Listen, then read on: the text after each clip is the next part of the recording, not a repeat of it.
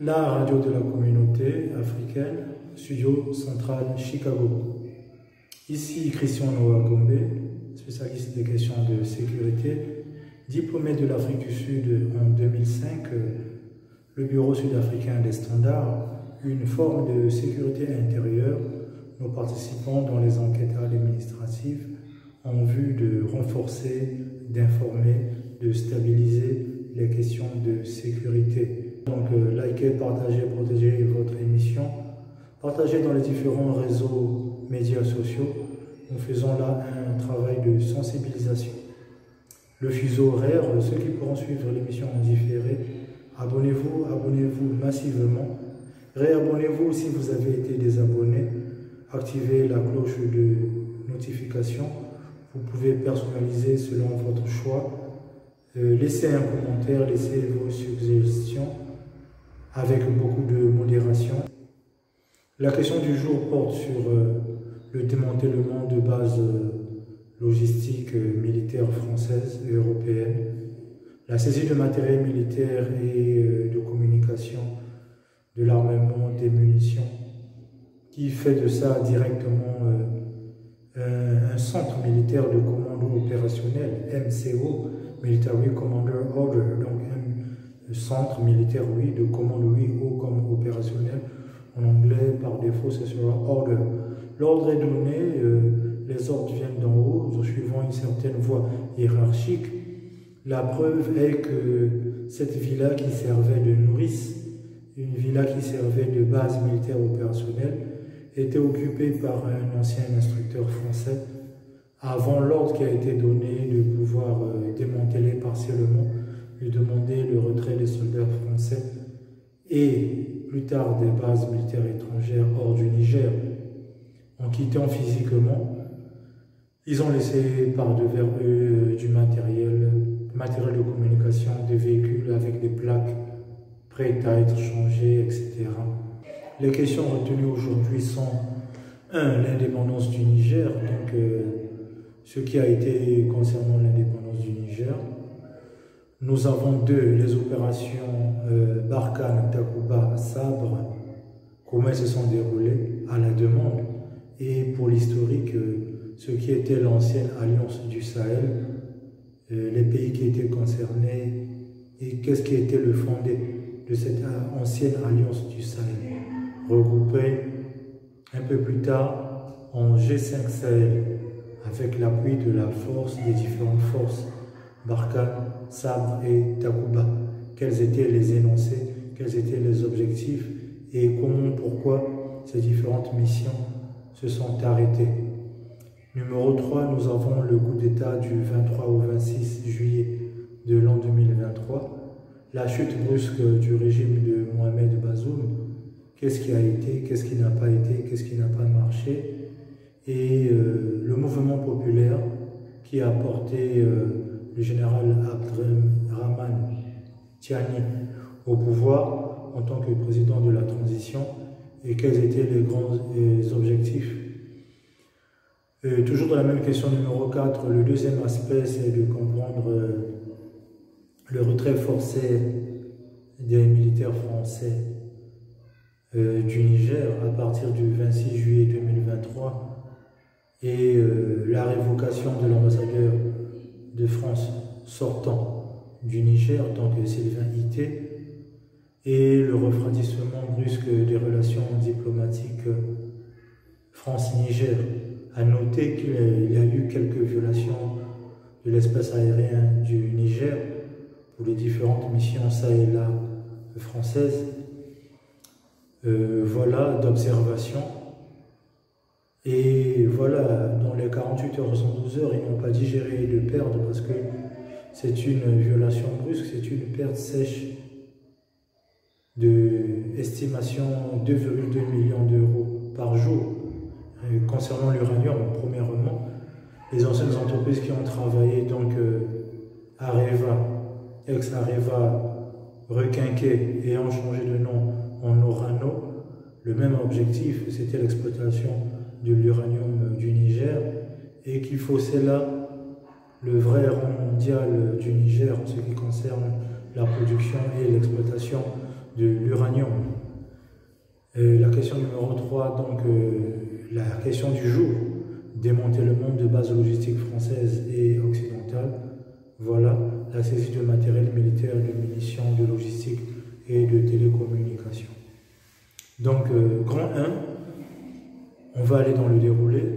L'indépendance du Niger, donc 3 août 1960, mais consécutif à 18 décembre 1958, sous forme d'un référendum. Il fallait voter très vite, soit le oui, soutenu par Hamani Diori, et le non, soutenu par d'autres candidats, d'autres coalitions, de rester comme protectorat français.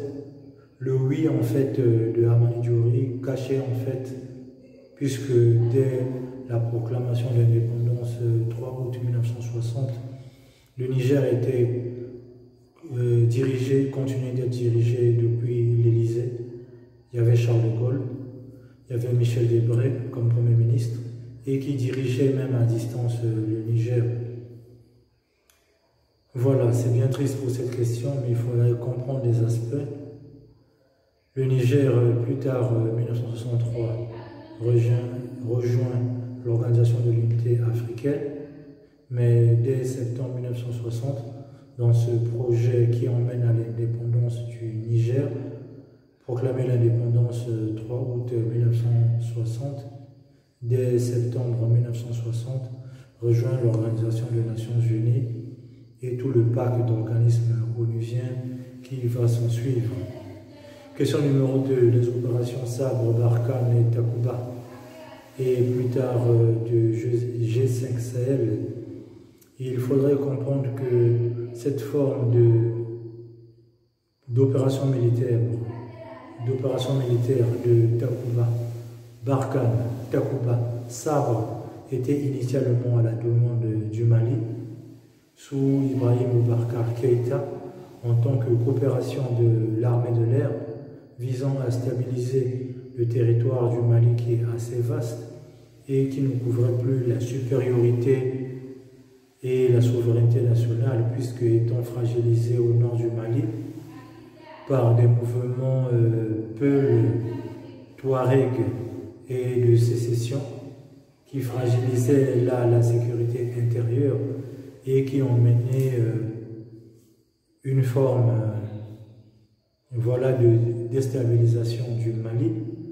En faisant appel à l'armée de l'air, la coopération française visant à couvrir photographie aérienne, couvrir une partie du territoire le plus fragile, empêcher toute sécession, renforcer le pouvoir central par le fait de ramener un contrôle périodique et sectoriel de ces zones fragiles, et plus tard étendu au territoire du Niger, et plus tard étendu à certains territoires, en parlant là de G5 Sahel. G5 Sahel, pourquoi? L'ancienne alliance du Sahel regroupait le Niger, d'Hamani Diori, la Haute-Volta à l'époque, et la Côte d'Ivoire, et plus tard le Mali ne figurait même pas dans cette ancienne alliance du Sahel, parce que le Mali avait encore ce problème de Soudan français, en créant une alliance qui le regroupait avec le Sénégal, n'eût été l'indépendance du Sénégal et la volonté voilà, de Blaise Diagne et un peu plus tard de Léopold Sédar Senghor de séparer cette notion du Soudan français et de faire sécession du Soudan français en séparant deux États bien distincts, de Sénégal et de l'actuel Mali.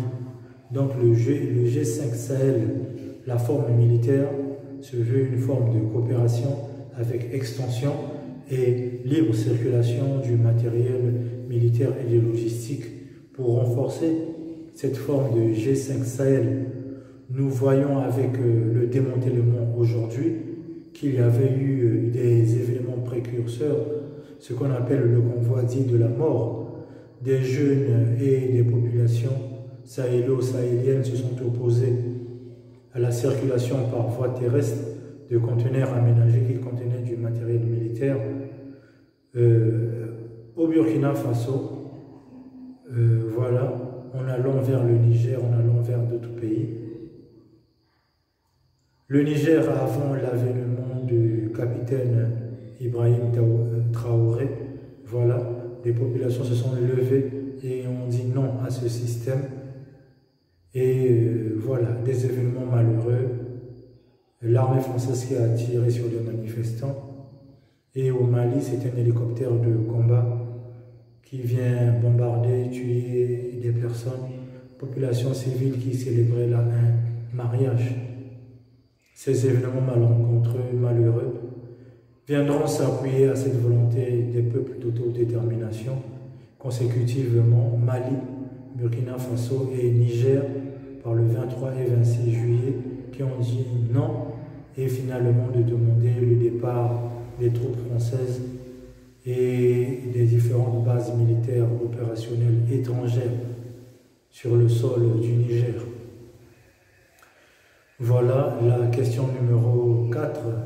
Démantèlement des bases logistiques françaises occidentales, saisie du matériel militaire, communication et de logistique.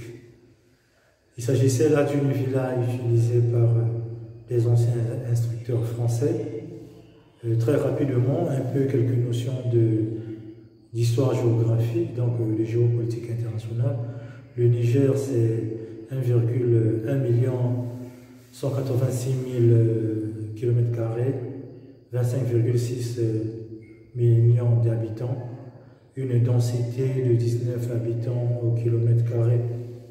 Important de soutenir la densité. 19 habitants au kilomètre carré, ça veut dire qu'il n'y aura jamais un policier directement affecté à chaque citoyen. On regroupe là par l'administration du territoire, on regroupe par des zones militaires de défense, des zones de contrôle, et des fois l'État est fragile. Les zones qui avaient été sous contrôle de bases militaires françaises, notamment dans l'exploitation de l'uranium du Niger, de Areva et de Orano plus tard, et il y avait différents mouvements rebelles, voilà, du Niger. Il y avait le MNJ, un mouvement national de jeunesse, à ne pas confondre avec le Moudjahou dans d'autres pays voisins, avec des frontières aussi, donc réclamant une autodétermination, un certain contrôle. Les rebelles de MNJ se disent défendre leur territoire et le territoire national. Ils font des prisonniers, ils font des morts. C'était une partie de leur devise. Face à un État faible, face à un État qui commençait à avoir des poches. Voilà un État passoire, des frontières passoires, les différents no man's land, les différentes zones là où le citoyen nigérien n'avait pas accès. Et très tôt, avec les sanctions de la CEDEAO, c'est le Nigeria plus la CEDEAO qui se préparait à envahir, à frapper militairement le Niger, bien que pays frère, ayant opté pour le retrait des bases militaires françaises et étrangères. Cette technique qui est employée, c'est le voisinage. Normalement, on ne cède pas une position tant qu'au voisinage, dans un pays voisin, on n'a pas la maîtrise de déplacer son matériel et de pouvoir agir à distance. C'est là la forme de la première république du Niger. Après la proclamation de l'indépendance, c'est Charles de Gaulle qui continuait à diriger le Niger avec son ministre Michel Debré, depuis l'Élysée, avait le contrôle parfait sur le Niger. Amani Diori, des années plus tard, est qualifié simplement d'agent de la France-Afrique et du coup d'État en coup d'État au Niger, pays qui a toujours été instable. Ce sursaut, oui, le 26 juillet 2023, n'ayant pas vu venir un coup d'État au Niger, l'ancien chef du renseignement, DGSE, voilà, en partie affecté concernant le Niger, est simplement limogé par le président Emmanuel Macron. 5000 soldats postés, personne n'a vu venir un coup d'État. Une perte sèche de 2,2 millions d'euros par jour. La France dépendant de l'uranium du Niger, plus grand consommateur de l'énergie nucléaire civile au monde. La facture d'électricité en France, plus 10% sur le prix en février 2024, ajouté à environ 23% d'augmentation en juillet de l'an 2023, consécutif au coup d'État au Niger. La France fragilisée, les intérêts économiques français fragilisés, le refroidissement des relations diplomatiques. L'ambassadeur Sylvain Ité a été gardé de force sur le terrain, obligé lui-même de descendre les poubelles. Quelle humiliation! Il sera évacué beaucoup plus tard vers son pays d'origine, la France. Interdit de publier un livre qui malheureusement regroupe certains secrets d'État. On lui a dit que la publication de ce livre ne va se faire que fragiliser. Voilà, I am home, de retour à la maison, Sylvain Ité, simplement, le bureau Afrique de l'Élysée, voilà, la maîtrise elle-même, l'Élysée elle-même, interdit à Sylvain Ité, ancien ambassadeur de France, de ne pas publier ce livre. Donc, la vraie charité commence par soi-même, donc de revoir certaines questions de géopolitique internationale. La France elle-même dissout le corps diplomatique. Les diplomates à l'étranger ne feront que la volonté du président Emmanuel Macron. Ce ne sera plus la forme classique de diplomatie avec l'école et des relations internationales. À certains niveaux de diplôme et de capacité. Le Niger sera le tombeau de la France. La France rétrogradée à la 34e puissance économique mondiale. À suivre.